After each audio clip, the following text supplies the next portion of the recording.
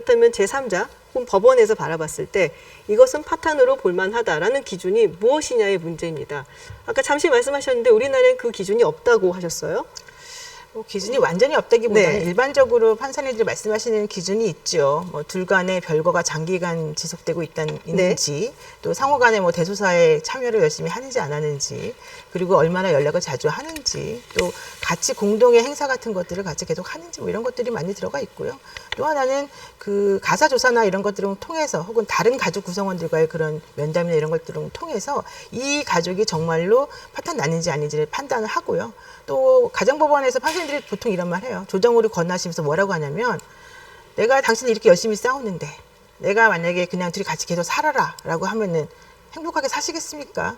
그냥 서로 조정해가지고 잘 안 될 것 같으면은 좀 정리하시는 게 낫지 않겠습니까? 이런 얘기를 할 때가 있어요. 그 얘기는 판사님이 보기에도 명확하게 이 가정이 뭐 파탄이다 아니다를 산수처럼 5 더하기 3은 8이다 이렇게처럼 할 수는 없겠지만 어쨌든 아까 어떤 분이 말씀하셨잖아요. 둘 간의 관계가 파탄이 났는지 안 났는지는 둘이 정확히 알 수 있을 것이다. 그와 같은 관점에서 누구라도 일반적으로는 받아들일 수 있는 기준이 있다라고 판단하시는 것 같아요. 외국 같은 경우에는 뭐 별거 기간 같은 경우를 그렇죠. 예로 들고 있다고 하는데요. 뭐 네. 독일 같은 경우 한 3년인가요? 우리는 그런 기준은 일단은 민법상으로는 없죠. 없는 네. 것이죠. 현재는 우리는 그런 기준은 없고요. 사실 별거 기간이 대부분의 이제 평균적으로 기준이 많이 되기는 하는데 이제 문제는 이 별거의 원인이 무엇인가로 돌아가 보면은 예를 들어서 저희 처음에 얘기했지만 뭐 홍 감독님 같은 사안에서 지금 본인이 집을 나가서 발생된 별거의 경우에 이거 자체를 뭐 혼인의 파탄으로 볼 수 있겠느냐. 그리고 그 시간이 길어진다고 한들 그거를 정말 제대로 파탄으로 볼 수 있겠느냐.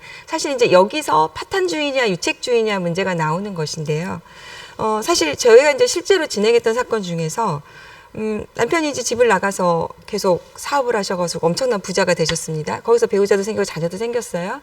그런데 본부인은 시어머니를 모시고 또 자기 자녀를 키우면서 열심히 했어요. 집안의 대소사 챙기면서 별거가 50년이었습니다. 그래서 이 어머니가 이제 건강이 안 좋아지셨겠죠. 곧 돌아가실 때가 됐겠죠. 남편분도 암에 걸리셨어요. 그래서 이혼 소송이 들어왔어요. 이 사안에서 이 어머니가 하시는 말씀은 뭐냐면 지금껏 이 가정을 지키면서 내가 온 이 나머지 세월에 대해서 마지막에 내가 죽기를 앞두고 내가 또 부양이 필요한 상황에서 내가 이혼까지 해야 하느냐 뭐 이런 얘기를 하셨거든요. 사실 저희가 젊은 세대에서 보면은 어떻게 보면 제가 제 어머니여도 그러지 마시라고 하셨을 거예요. 하지만 그런 가치관을 가지고 있는 분들에게 이건 혼인이 파탄이 됐다라고 쉽게 우리가 얘기를 할 수 있겠느냐 문제인데요. 그래서 만약에 파탄주의가 도입이 된다면 법의 기준을 정해야 된다는 겁니다. 이거를 뭐 이 판사 만나면 파탄이고 다른 판사 만나면 파탄이 아니고 이 변호사가 만나면 파탄 이렇게 되면은 우리가 어떤 기준을 가지고 혼인의 안정성을 보호받겠냐는 거여서 뭔가 객관적인 기준이 그렇죠. 필요하다는 그래서 말씀이시죠? 파탄주의를 도입하려면 법의 기준을 만들고 네. 그 이후에 이거에 대해서 어떤 보호 조치를 할 것인가 문제 만들고요. 이게 파탄의 별거 기간이 재산 분할에도 굉장한 영향이 좀 있습니다. 왜냐하면 별거 기간 중에 형성된 재산에 대해서 배우자가 재산 분할을 받을 수가 없어요. 저희가 얼마 전에 진행했던 사건에서 사실 제가 2015년에 유책주의를 그걸 유지를 하면서 저의 실제 바람은 앞으로 우리 이제 재판부가 변해서 위자료도 올라가고 재산 분할에 부양의 개념이 좀 들어와서 재산 분할을 좀 이렇게 형평성을 갖추게 되면 좀 몇 년 후에는 파탄주의 도입이 돼도 그래도 좀 안정적이겠다 생각을 네. 했는데 저희가 실제 사건에도 얼마 전에 이제 제가 열심히 정말 주장을 했습니다. 왜냐하면 남편이 그냥 내보내버렸어요. 그리고 부인이 집에 절대 들어오지 못하게 문을 열어주지 않는 거예요. 매달려도 소용이 없어요. 그래서 헤매다가 결국에는 별거가 3년, 5년이 길었거든요. 그래서 이혼 청구가 2번 들어왔어요. 1, 2, 30, 1, 2, 30. 그래서 마지막에 저희 의뢰인을 설득을 해서 이렇게 말씀을 드렸습니다. 안 될 것 같다. 정말 돌아오지 않을 것 같다. 그냥 이혼을 받아들이는 네. 것이 좋을 것 같다. 그래서 저희가 대신 재판부에 이렇게 요청을 했습니다. 그동안 우리가 생활비도 못 받고 버틴 세월이 있습니다. 그러면 혼인의 파탄 기준을 별거 시점으로 보지 말고 지금 우리가 지금 이제 이혼을 받아들인 이 시점으로 보고 재산 분할을 해 주십시오. 그리고 부양의 의미를 해서 재산 분할을 해 주십시오. 네.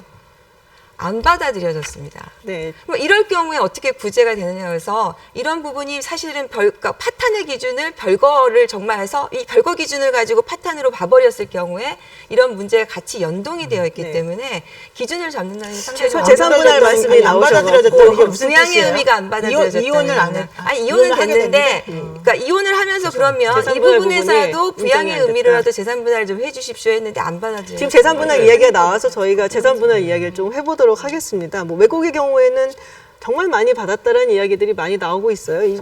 제프 베조스가 얼마 전에 위자료를 뭐 40조 원이던가요? 돈 있는 사람들이 그런 얘기. 네, 물론 뭐 그렇긴 합니다만은 지금 현재 우리나라의 재산분할 상황은 어떻게 이루어지고 있는가 많이 그런 문제라고 부분에 대해서 봐요. 재산분할. 네. 글쎄요. 재산 분할은 이제 그 부부가 같이 결혼 후에 형성한 재산에 대해서 기여도에 따라 이제 분할하게 되어 있습니다. 이혼 시에만 또 분할하게 되어 있고요. 그래서 재산이 있는 경우에는 그나마 기여도에 따라 나누는데 명문으로 전업주부도 50% 준다 이런 게 없습니다. 그래서 기여도라는 것이 사실은 어떻게 보면 재판관의 그 어떤 가치에 따라서 굉장히 달라지는 것이 재량적으로 그게 판단하는 문제입니다. 것이니까. 그래서 그런 부분에 대한 명문화도 좀 필요하고 물론 혼인 기간이 오래될수록 뭐 50% 가깝게 받는 경우도 있습니다만 혼인 기간이 짧은 경우는 그렇게 안 되어 있고요.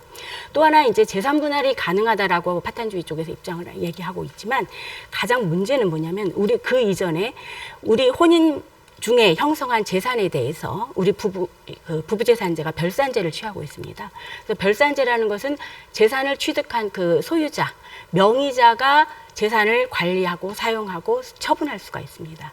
그래서 우리나라의 경우에는 대체로 아무래도 가부장적인 사고가 아직도 남아있기 때문에 공동재산으로 하기보다는 남편의 명의로 큰 재산을 경우에 해두는 경우가 대부분인데 그럴 때 그 남편이 대다수의 남편이 그 재산을 일방적으로 탕진하거나 또는 은닉한 경우에는 이혼 당시에 분할할 재산 자체가 없어지는 경우가 많습니다.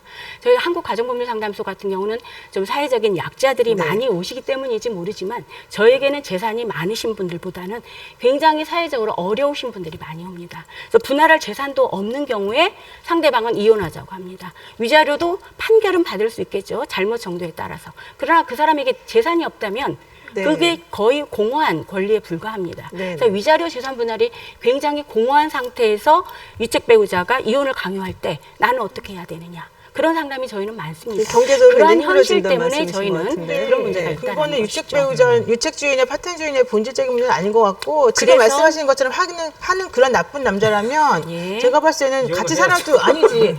차라리 이혼해야 되는 그러니까 거고 이혼을 이혼을 안 해도 네, 이제- 이혼을 안 해도 생활비를 안 줄 것 같아요. 네, 알겠습니다. 그래서 이제 저는 결론은 이러한 부부 재산제를 일단 좀 개정을 했으면 좋겠다라는 네. 거죠. 네. 그래서 그러니까 개정하는 거는 혼인 개정하는 중에 건데 예, 재산 그게 처분을 파탄주의랑은 명의자의 재산 관계가 없는 것 처분을 같은데. 조금 네. 제한하고 그다음에 혼인 중에도 재산 탕진하거나 낭비할 수 있는 그러한 경우에 그래서 일정하게 부양 의무를 안 하거나 하는 경우에는 그 재산 분할을 혼인 중에도 할 수 있도록 네. 부부재산제를 좀 먼저 개정해 네네. 놓고 그러면 혼인 중에 좀 평등한 부부재산을 유지하고 그것이 이혼 시에 이혼재산 분할로 이루어질 수 있도록 위자료가 할수 있다는 임태경 거죠. 교수님, 네. 네. 현재 위자료는 어느 정도 근데 지금 사실은 받나요? 현재 위자료가 너무 수준이 안 좋아서 그래요. 이게 5천만 원 정도가 사실은 그 일반적인 한도. 거고 보통 네. 30년 살아도 네네. 내지는 뭐 아주 돈이 많은 사람들 같은 경우는 몇 억씩 주는 사람도 있겠지만은 보통은 일반적인 기준으로는 5천만 원 정도이거든요. 3천에서 5천만 원 정도란 말이에요. 그리고 평균액은 어느 정도 되나요? 그러니까 그 평균액이 그 평균액이 정도 되는 3천. 거예요. 네. 그리고 그다음에 재산 분할은 동등하게 아까 말한 대로 뭐 30년 살면 50%, 그다음에 20년 살면은 뭐 30% 이렇게 되는데 또 그런 것도요. 그 맞벌이 부부의 그 여성이 가지는 또 이런 그 안 좋은 불편함이 있어요.